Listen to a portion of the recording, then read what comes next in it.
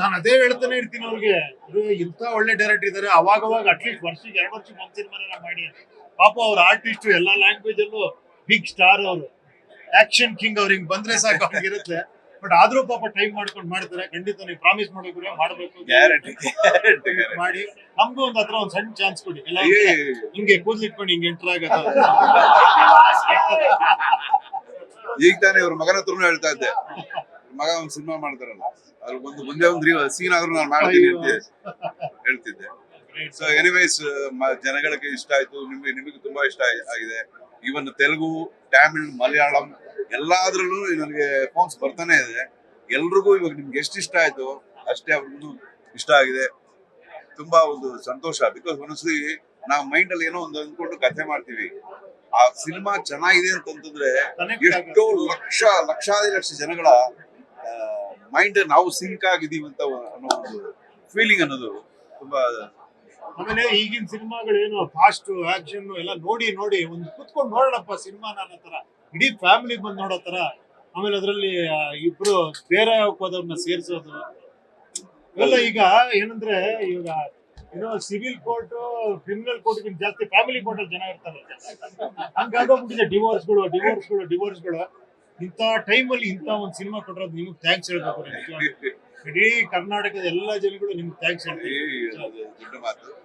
So ಜನಗಳೆಲ್ಲರಿಗೂ ನನ್ನ ಧನ್ಯವಾದಗಳು.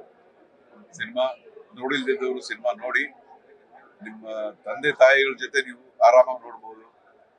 ಯಾವ ಒಂದು ಆಭಾಸ ಇಲ್ಲದ ಒಂದು ಡಬಲ್ ಮೀನಿಂಗ್ಸ್ ಅದೆಲ್ಲ ಏನು ಇಲ್ಲದ ಒಂದು ಕ್ಲೀನ್ ಸಿನಿಮಾ ಮಾಡಕ್ ಪ್ರಯತ್ನ ಪಟ್ಟಿದ್ದೀನಿ. ಬ್ರದರ್ಸ್ ಸಿಸ್ಟರ್ಸ್ ಎಲ್ಲರೂ ಆರಾಮಾಗಿ ಕೂತ್ಕೊಂಡು ಸಿನಿಮಾ ನೋಡುವಂತ ಸಿನಿಮಾ. ಅಂಡ್ ಅಗೈನ್ ಇವಾಗ ಇರೋ ಒಂದು ಜೆನ್ಸಿ ಜನರೇಷನ್ ಅಂತಾರಲ್ಲ, ಸೊ ಅವ್ರ ಪಾಯಿಂಟ್ ಆಫ್ ವ್ಯೂ ಕೂಡ ಒಂದೊಂದರಲ್ಲಿ ನಾವು ಟಚ್ ಮಾಡಿದೀವಿ. ಸೊ ಎಲ್ರಿಗೂ ಇಷ್ಟ ಆಗುತ್ತೆ ಅಂತ ನಂಬಿದ್ದೀನಿ.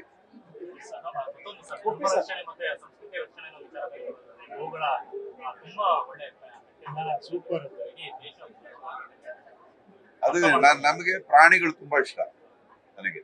ಅದಕ್ಕೆ ಮೊಲದ್ದು ಒಂದು ಆ ಎಪಿಸೋಡ್, ಮೊಲನ ಕಾಪಾಡುವಂಥದ್ದು. ಸೊ ಪ್ರಾಣಿಗಳು ಅನ್ನೋದು ಎಲ್ಲ, ಅದಕ್ಕೂ ಒಂದು ಜೀವ ಒಂದು ಇರುತ್ತೆ. ಅದು ಸೊ ನಿಜವಾಗ್ಲೂ ನಾವು ಬದುಕಿರೋದು ಅನ್ನೋದಕ್ಕೆ ಅರ್ಥ ಏನು ಅಂತಂದ್ರೆ, ನಮ್ ಸುತ್ತ ಇರೋ ಎಲ್ಲಾ ಜೀವಿಗಳ ಜೊತೆ ನಾವು ಬದುಕೋದಕ್ಕೆ, ಅದಕ್ಕೆ ಬದುಕೋದು ಅಂತ ಹೇಳೋದು ಅಂತ ಕೆಲವರು ಹೇಳಿದೀವಿ ಡೈಲಾಗ್ ಎಲ್ಲ. ಸೊ ಅದನ್ನ ನಾನು ನಂಬುತ್ತೀನಿ. ಆಕ್ಚುಲಿ ಸುಮ್ಮನೆ ಕಥೆ ಅಂತ ಬರೋದಿಲ್ಲ, ನಾನು ನಂಬೋದನ್ನ ಹಂಗೆ ಅದನ್ನ ಕಥೆಯಾಗಿ ಮಾಡಿದೀನಿ.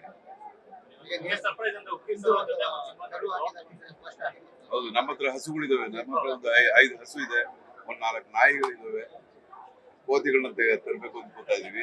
ಹಂಗಂತ ಹೇಳಿದಕ್ಕೆ ಮನೆ ಹೇಳಿದ್ರು, ನೀವೇ ಇದಿರಲ್ಲ ದೊಡ್ಡ ಕೋತಿ ಯಾಕೆ.